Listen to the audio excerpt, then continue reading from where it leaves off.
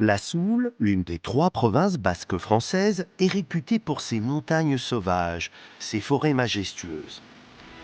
Un coin des Pyrénées que je vais découvrir aujourd'hui en compagnie de Robert Larrandabourou, un enfant du pays qui aime ses paysages au caractère affirmé. On est la plus petite province du Pays Basque, mais peut-être la plus sauvage et puis la plus montagne. Je partirai ensuite à la rencontre de Panchika, une jeune éleveuse qui cherche à innover tout en respectant une certaine idée de son métier.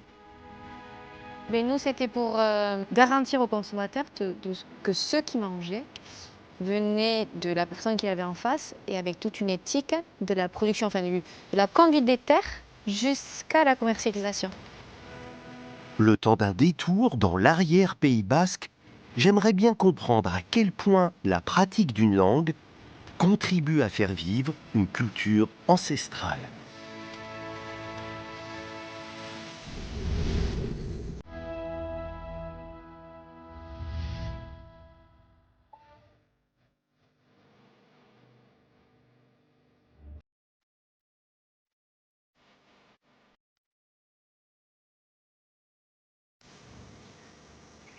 Avec ses 15 000 habitants, la Soule est la moins peuplée des provinces basques françaises.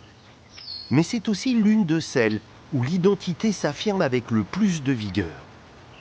Robert Larrandabourou, accompagnateur en montagne, m'a donné rendez-vous à quelques kilomètres du village de Larreau pour une randonnée parmi les plus spectaculaires des Pyrénées. L'âme soultine est marquée depuis toujours par la montagne.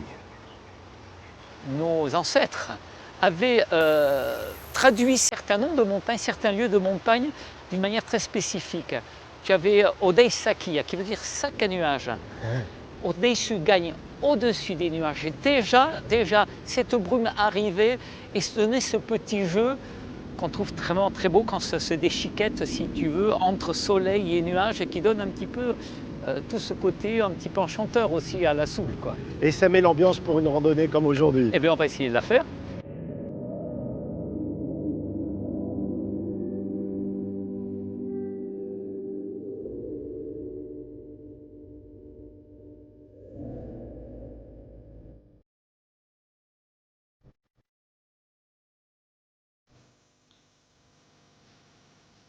Si Robert connaît si bien ces montagnes, c'est bien sûr parce que depuis des générations, sa famille y vit.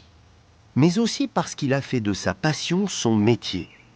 Accompagnateur, vététiste, parapentiste, il parcourt le monde, enfin à condition qu'il y ait un sommet pas trop loin. Partir en sa compagnie, c'est l'assurance d'aller au bon endroit, avec en prime les bonnes explications.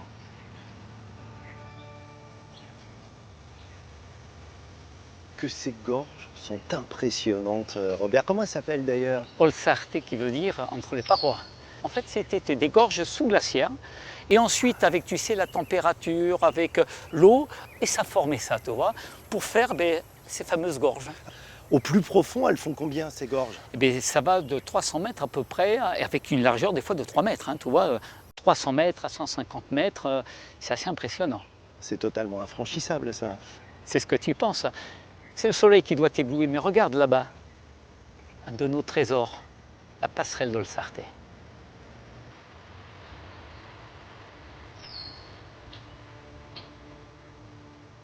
Depuis des siècles, on exploite le bois dans les montagnes de la Soule, qui possèdent les plus grandes hêtraies d'Europe. Mais pour la forêt d'Olsarte, ces gorges ont longtemps représenté un obstacle. C'est pourquoi, en 1920, des bûcherons italiens travaillant pour une scierie de Tardets décident de relever un défi: construire une passerelle, un pont suspendu.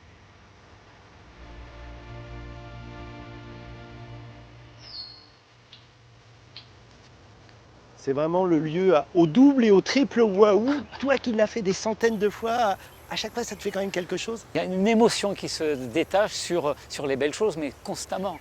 Et ça me fait toujours plaisir. Elle est doublée quand des gens comme toi l'apprécient. Alors moi je me pose une question, c'est en 1920 comment ils ont fait cette passerelle? Alors beaucoup de questionnements autour de ça, mais c'est très simple. Ils ont fait descendre en bas un homme Ils ont descendu de chaque côté un câble et ensuite, avec un treuil, ils ont tiré et hop, ils ont fait passer. Ensuite, c'était un travail de cordiste. Alors j'aime bien, tu me dis, c'est très simple. Mais enfin, le gars qui est descendu, pour lui, ça devait être quand même une aventure, hein, quand même. Bah, quand tu sais, quand tu es un petit peu habitué au vide, moi je suis descendu déjà du milieu. Ah oui. Quand tu es un peu habitué, ça le fait. Cette passerelle, ça a donc été d'abord un outil de travail, ensuite emprunté par les gens du coin, mais depuis quelques années, c'est un lieu très connu, presque surfréquenté. C'est comment juillet-août ici? Mais c'est simple, personnellement, je n'y viens pas. Ou alors, si j'y viens, c'est très tôt le matin pour être tranquille, parce que la montagne, moi, je l'aime un peu tranquille. Hein. On peut parler de surtourisme pour la passerelle de Mais Sarté? tu sais, il s'est passé une chose après le Covid. Il y a eu les gens ne partant pas à l'extérieur, ils partaient un petit peu partout. Et ici, on est monté jusqu'à 64 000 personnes en été, ce qui était énorme. Et là, cette année, les derniers comptes qui ont été faits étaient de 33 000, mais en fin août. Donc, ça s'est vraiment recalmé. Parce qu'en fait, il y a eu nécessité de prendre des mesures. Vous avez fait ce qu'on appelle, entre guillemets, du démarketing, c'est-à-dire il ne faut pas trop publier de photos, attirer les gens et les concentrer surtout sur ce lieu. Mais c'est toujours pareil, c'était une locomotive, c'est un peu notre faute parce qu'on en a fait au départ une certaine publicité, il faut se remettre aussi en question. Et donc par rapport à ça, on essaye de diversifier un petit peu les choses.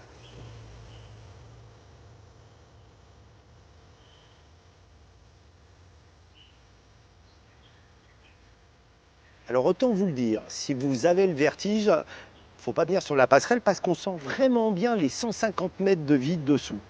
Ce qui est incroyable, c'est que beaucoup de gens qui viennent à la passerelle font demi-tour, estimant qu'ils ont tout vu. Ils ont tort, car Robert m'a promis du grand spectacle. Et pourtant, après la passerelle, la barre est très haute.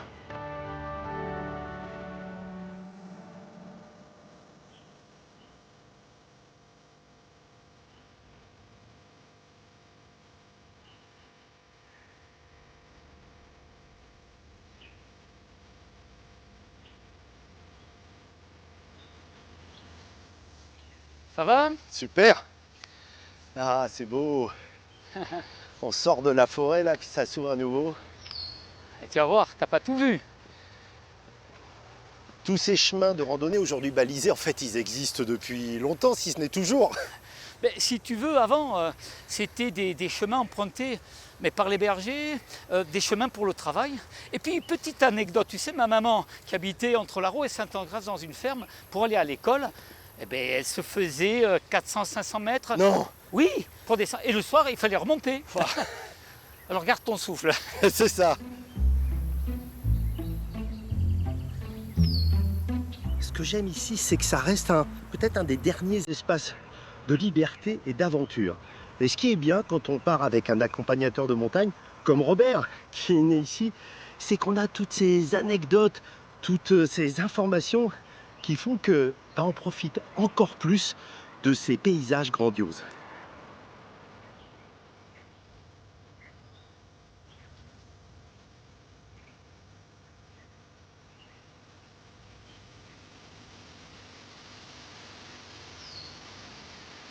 Robert, je comprends pourquoi tu dis la Soule est petite, mais la nature y est grande. C'est impressionnant où est-ce qu'on est là. À Pinchta, qui veut dire cascade en Souletin.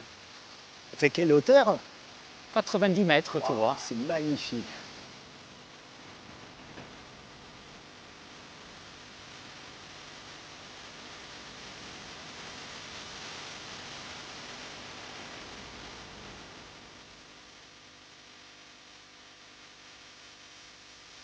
On sent les embruns, il y a plein d'énergie, c'est la montagne hein, là, dans ce que tu aimes, j'imagine. Ah ben, tu sais, je suis toujours ému quand j'arrive ici parce que, en plus, aujourd'hui, la cascade, elle est magnifique. Ah, elle est belle.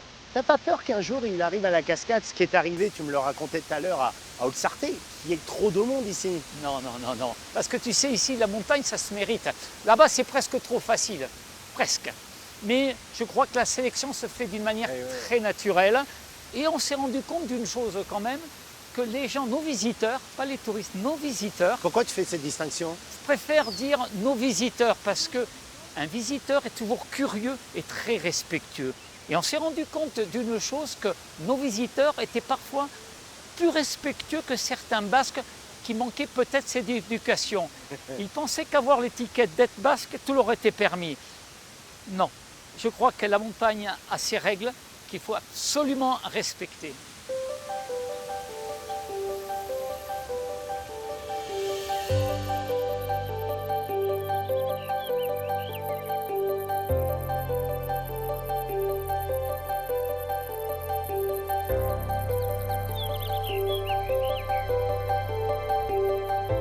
J'ai senti tout au long de cette randonnée quand même ta passion pour la montagne. Qu'est-ce qui t'attire? Qu'est-ce que tu trouves ici? Mais c'est d'abord la liberté. Et un truc vraiment bizarre, quand je suis en bas, je suis électrique. Plus je monte, plus je suis calme. Et c'est très apaisant. Ta passion est telle que tu es allé ascensionner des sommets mythiques dans le milieu, des 8000 et notamment l'Everest. Qu'est-ce que tu vas chercher là-bas où c'est si dur physiquement, moralement? C'est un chemin intérieur, je crois. Et ce chemin-là, ben, je l'ai poussé. Et il y a une très très belle phrase qui a été donnée par Christine Janin qui dit « À chacun son Everest ». Moi, c'était celui-là, mais il y en a d'autres qui ont d'autres Everest et ils sont aussi beaux. Je te vois avec le sourire, et ce sourire, je l'ai aussi. Et je te dois ce bonheur à toi, mais aussi à ce paysage. J'en ai vraiment conscience. Mais je crois que c'est d'abord à la montagne qu'il faut le faire là, parce que demain, après-demain, dans une semaine, il est gravé dans ta tête et il restera.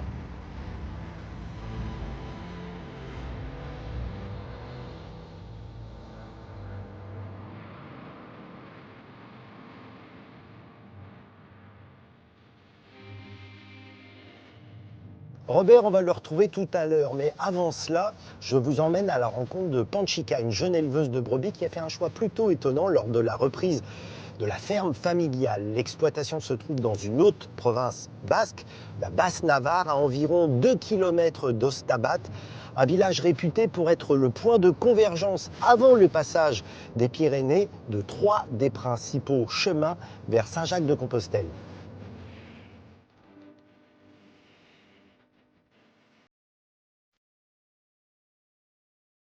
Et Gounon, bonjour Panchika. Oui, bonjour Eric. Alors le troupeau, il est où? Alors là, on va aller à la bergerie justement, on est juste là, et puis on va aller les sortir, puisque c'est l'heure pour les sortir au champ. C'est génial. Allez, je te Allez, suis. c'est parti. Alors qu'est-ce que c'est comme race? Alors là, on est avec les manèches tête rousse. C'est plutôt des brebis rustiques. Alors tout le monde ne sait pas ce que ça veut dire exactement rustique. C'est pas simplement ancien, hein. Ah non, pas du C'est tout. plus que C'est ça. adapté au climat local. Donc ici, c'est quand même humide, il fait beau aussi, mais il y a quand même pas mal d'humidité. Donc c'est une petite, voilà, c'est la race qui est là depuis des décennies, enfin oui, des décennies et qui est la plus adaptée.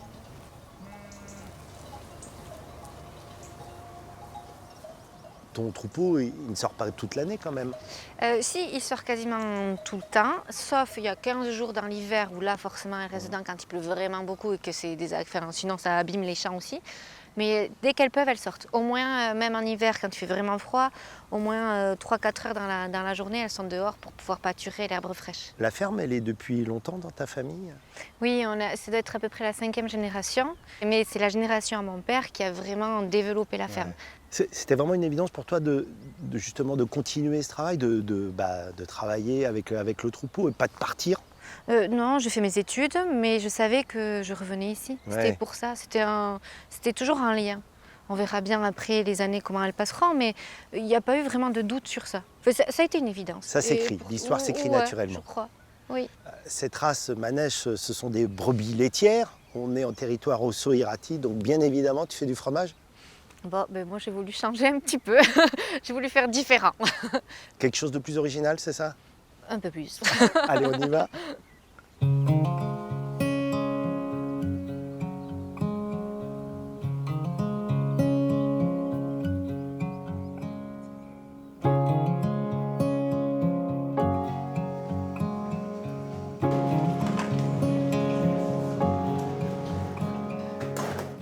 Alors tu vois Eric, nous on fait pas de fromage, mais on fait de la glace, la crème glacée au lait de brebis.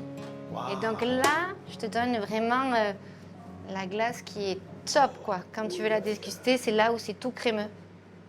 Là, elle est à quelle température? Là, elle est à moins 4 degrés. Et donc, c'est une bonne température pour Bah, goûter? là, c'est l'idéal. Après, tu peux la manger même un peu plus frais, C'est mais beau. là, c'est l'idéal. Là, tu sens le côté crémeux du lait et tout onctueux. Ah, mais c'est un ravissement. C'est fabuleux. Bon, après aussi, c'est bon, mais là, c'est vraiment sortie turbine à glace. C'est l'idéal, quoi. Mais dis-moi, de la glace au lait de brebis, ça se faisait au Pays Basque avant que tu en fasses? Non, il y avait personne qui en faisait. Et c'était nous, on avait choisi de faire ça pour voilà, faire quelque chose de différent. Et parce que moi, j'étais plus gourmande que... Et Que pour le même en fromage. France, Ça existait. En France, il y avait une ferme qui en faisait. Dans l'Aude, Très peu, quoi. très peu. Mais parce que il y a 3 bassins laitiers de lait de brebis et dans les 3, c'est valorisé par un fromage qui se vend bien. Donc du coup, il y avait moins de nécessité. Mais nous, voilà, c'était ma réflexion pour valoriser notre lait. Ce que je trouve notable, c'est qu'il y a le goût affirmé du lait de brebis. Et en même temps, c'est pas trop fort parce qu'on pourrait croire, oh là là, le lait de brebis, ça va envoyer. Non, on est dans la douceur, dans la rondeur. Oui, en fait, c'est ça. Il y a beaucoup de gens qui... Enfin, nous, on a commencé ça il y a 12 ans. Donc, quand on a commencé, déjà, c'était pas un produit ici, c'était assez atypique. Et les gens pensaient que c'était très fort. Mais pas du tout. Le lait de brebis, c'est très doux. C'est plus gras, c'est plus riche, mais c'est très doux. Alors, tu fais aussi des glaces parfumées. Donc, la première que j'ai goûtée, c'était à C'est la vanille. vanille, C'est ouais. ça, La vraie première, vanille, c'est entre classique. vraie gousse. Oui. Et alors là, figues, elles viennent d'où tes figues? Alors ça, c'est les figues de la maison. Et là, c'est la Du période jardin, du c'est ça jardin. Donc ça, c'est le... Voilà, en fait, on les récupère là en septembre. Et tu as fait une petite purée, On c'est fait ça? la purée. Et après, c'est ça qu'on incorpore dans notre préparation. C'est juste la figue où on fait cuire un petit peu pour faire Et ça, évaporer. c'est celle, le final, C'est- avec la figue? C'est la glace à la Je suis figue. gourmand, hein. T'es Allez, mal allez, tombé, allez. hein, parce que... C'est fait pour. Et après, on en fait d'autres, mais... Ce qui est super, c'est qu'il y a toujours cette constante quand même du goût du lait de brebis. Et puis, en fonction des parfums que tu as, bah, on part sur des chemins de traverse. Tout en étant très doux, et, parce qu'on ne rajoute pas d'arômes, il n'y a pas de colorant. Donc, du coup, c'est toujours les produits naturels, et ça reste toujours assez subtil. Comment ont réagi tes parents quand tu leur as dit « Je ne vais pas faire de fromage, je vais faire de la glace fermière au lait de brebis ». Quand je leur ai présenté, évidemment, ils étaient hyper surpris. Bon, voilà. Et la première fois où ils goûtent, ils font quoi? Oui, ils étaient contents. Non, Ils non, font le après- waouh, En c'est ça? fait, mais eux, ils étaient moins objectifs. Mais quand ils entendaient après les retours des gens, c'est là qu'ils ont compris que, bon, au final, voilà. c'était Finalement, bien. la fille, elle s'était pas trompée. Non, non, non, pas sur ça. Ouais, voilà, là, ça fend, il faut y aller après.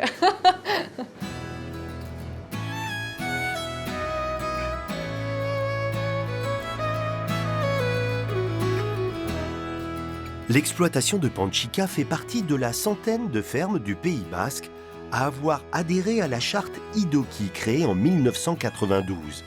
Un label qui impose un cahier des charges très strict. Les adhérents, obligatoirement de taille modeste, ne doivent faire appel qu'aux races locales, ne transformer que de la matière première issue de leur ferme. Ils s'engagent également à privilégier la vente directe, les circuits courts. Idoki, qu'est-ce que ça veut dire en basque? Alors, Idoki, c'est carte sur table. La transparence. Donc, hop, là, on dit les choses telles qu'elles sont et sans rien cacher.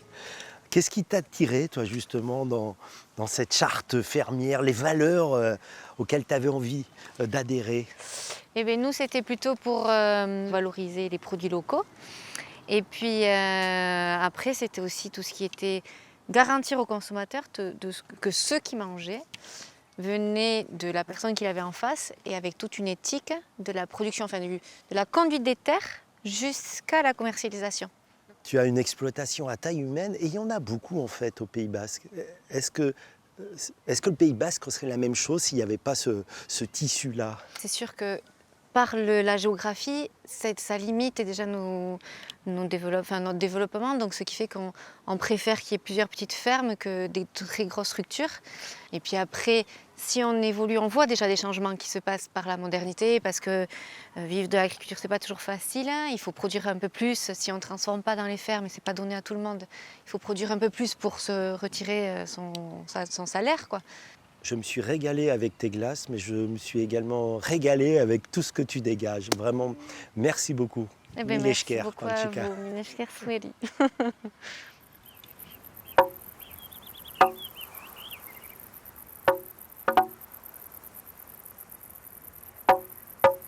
À chaque fois que je suis venu dans l'arrière-Pays basque, j'ai vécu des moments inoubliables, comme celui que m'avait offert Pascalindo, une démonstration de Tchalaparta.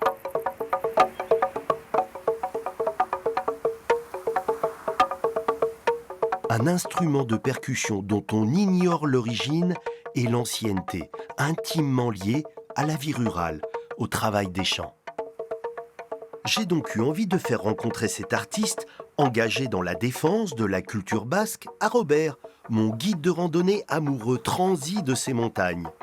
Et c'est dans le petit village de Licatéré que nous allons le retrouver. Bon, zer berrixe behun. Jandik ez. Ez? Bon, artien kafetxiki bat egiten da eta Bai, egiten da tagun. Bai, eta gohun zazuko diat, mihiekin etzeko zea. Egiten da tagun kafia. Bai. Gounon, et je vais faire les présentations alors. Pascal, Pascal, zer egiten duk eben. Eta parce hi, qu'en fait, espaldikoa. vous ne vous connaissiez pas, c'est ça, vous étiez Mais- jamais rencontrés, alors vous entendez parler l'un et l'autre, quoi. Mais on se connaissait un petit peu par nom, comme ça. Il dit comment, voilà. Et comme il dit bien, on tournait dans le même sens comme les vautours, mais on ne se rencontrait jamais. Robert, bel endroit pour une rencontre. Tu viens souvent dans ce bar ici? Mais moi ici, j'adore. J'adore parce qu'il y a toute une atmosphère avec une intergénération. Et c'est ça qu'on aime, nous. Il y a une culture du bar, Pascal, ici? Ah, quand même, oui. Quand même, oui, oui, ça c'est clair. La fête, le bar, le lieu où on se retrouve. En basque, achemana. Achemana, c'est la relation, mais ici c'est ach, prendre, et emana, donner. Le mot relation vient de prendre et donner. Dans un bar, c'est comme ça que ça se passe. Bon, tu veux boire quoi? Moi, de l'eau, je prends maintenant, il faut. De l'eau, tu vas voir. Un petit café, moi, allez. Allez, et un petit café. Un petit Sans café. Chabaluko problème. hura, ona, Pasabiko hura, nuna denez hoi, didai gabe. agian. Ikusiko dek, ikusiko dek. Est-ce que vous réalisez que, pour le non-bascophone comme moi, quand vous parlez entre vous, et je sens l'amitié dans les intonations et tout ça, mais que par moments puisse se sentir un peu exclu, quoi, parce qu'on ne comprend pas. C'est peut-être la fonction d'une langue. Hein. Une langue, ça sert à se comprendre ou pas. Pascal, j'ai une question probablement très compliquée. C'est quoi être basque? On traduit être basque, Isan Euskaldun, être basque, mais en fait on devrait dire être bascophone réellement, parce que c'est la langue qui fait le lien entre nous tous. Tu fais souvent référence à la langue basque. Ça signifie qu'elle a une importance considérable quand même dans cette culture. Ben, elle est centrale. Et je suis sûr qu'on sera d'accord, mais je crois que tous les deux on préférera toujours un Dupont ou un Durand qui parlera le basque qu'un Etcheverry qui ne le sait plus. C'est essentiel hein, pour toi aussi. Peut-être qu'Eric, tu vas devenir un Iskaldun alors. Ah, je connais quelques mots, mais je vais être franc, très basique. Hein. Je vais dire bonjour, merci, etc. Mais c'est bien. Mais d'ailleurs, est-ce que vous y êtes sensible à ça quand les gens viennent, Oui. qui est le petit effort quand même, qui montre une forme de respect, très amical hein, d'ailleurs, de respect. Je pense que le premier mot, tu viens de lire la forme de respect. Nous, on respecte les autres idiomes, les autres langues, etc. On nous demande qu'on respecte aussi la nôtre. On est quand même sur un pays où la langue est vivante parce qu'elle est enseignée. C'est essentiel, non, j'imagine pour Mais vous. en 69, hein, il y a des parents qui décident de créer un réseau d'écoles parce que l'école française ne prend pas la langue en charge. Et on se rend bien compte qu'à un moment donné, si on ne la transmet pas par l'école, elle risque de se perdre. Aujourd'hui, on est en train de sauver la langue par l'école. Si un jour on perdait la langue basque, ça ne serait plus de la culture, ça serait du folklore. On n'a pas besoin d'avoir un coup de tampon dans les fesses pour dire « je suis basque ». Non, c'est ce que tu disais tout à l'heure. Celui qui a envie d'être basque, il peut être basque à condition qu'il en épouse un petit peu la culture en respectant. Donc toi, un jour, si tu veux venir ici, amène ton savoir en étant, mais je sais que tu le seras respectueux, je le sais. J'ai passé vraiment de merveilleux moments avec vous et donc je vais vous dire merci, mais je vais prendre la peine de vous le dire en basque. Mille esker, messieurs. Mille esker zuri. Bai, eskerrik asko, zuri.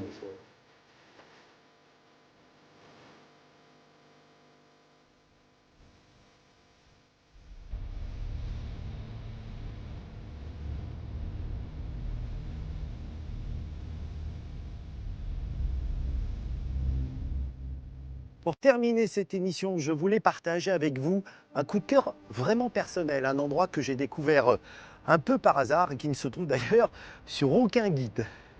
Une ligne de crête que l'on peut rejoindre facilement en 10 minutes de marche depuis un parking. À chaque fois que j'emprunte la route entre Irati et Saint-Jean-Pied-de-Port, je m'arrête ici, je monte, je me pose et j'admire. Et cela démontre qu'on est toujours gagnant à sortir des sentiers battus. Comme le disait avec malice Albert Einstein, celui qui suit la foule se rassure, mais il n'ira jamais plus loin que la foule. Alors que celui qui part seul se donne l'opportunité de découvrir des lieux que personne, ou presque, n'a jamais atteints.